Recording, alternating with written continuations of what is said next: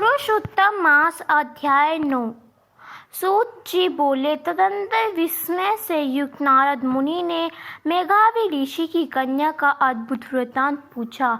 नारद जी बोले, हे मुनि, उस तपोवन में मेघावी की कन्या ने बाद में क्या किया और किस मुनि श्रेष्ठ से उसके साथ विवाह किया। श्री नारायण बोले, अपने पिता को स्मरण करते करते और 12 बार शोक करते करते उस घर में कुछ काल उस कन्या का व्यतीत हुआ। युद्ध से भ्रष्ट हुई हरिणी की तरह घबराई शून्य घर में रहने वाली दुखरूप अग्नि से उठी हुई भाव द्वारा बहते हुए अनुनेत्र वाली जलते हुए हर्द काम मल वाली दुख से प्रतिक्षण गर्म स्वर्ण लेने वाली अति दीना घिरी हुई सर्पिनी की तरह अपने घर में संद्रुद अपने दुख को सोचती और दुख से मुक्त होने के उपाय को न देखती हुई उस कृष्ण दोरी को उसके शुभ भविष्य की प्रेरणा से संतानवा देने के लिए उस वन में अपनी इच्छा से ही पुरक्रोधी जिनको देखने से ही इंद्र भयभीत होते हैं, ऐसा जटा से व्यापात साक्षात शंकर के समान अभावन दुर्वासा ऋषि आए। हे नारद, भगवान श्री कृष्ण से राजा युधिष्ठिर ने कहा कि हे राजेंद्र, वह दुर्वासा आए जिसकी की अपनी माता कुंती से भलापन में प्रसन्न किया था।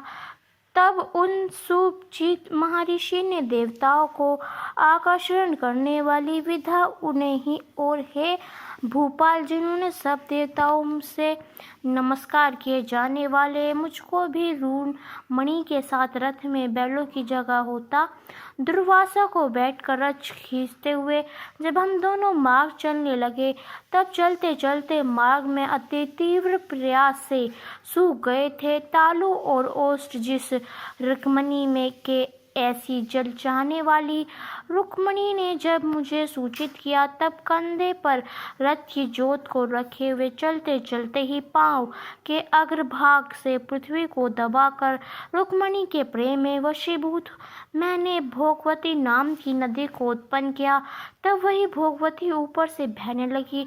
अंतर उसी के जल से हे महाराज, रुक्मणी की प्यास को मैंने बुझाया। इस प्रकार रुक्मणी की प्यास का बुझाना देख कुशीशन अग्नि की तरह दुर्वासा क्रोध से जलने लगे और पहले की अग्नि के समान उठकर दुर्वासा ने श्राप दिया।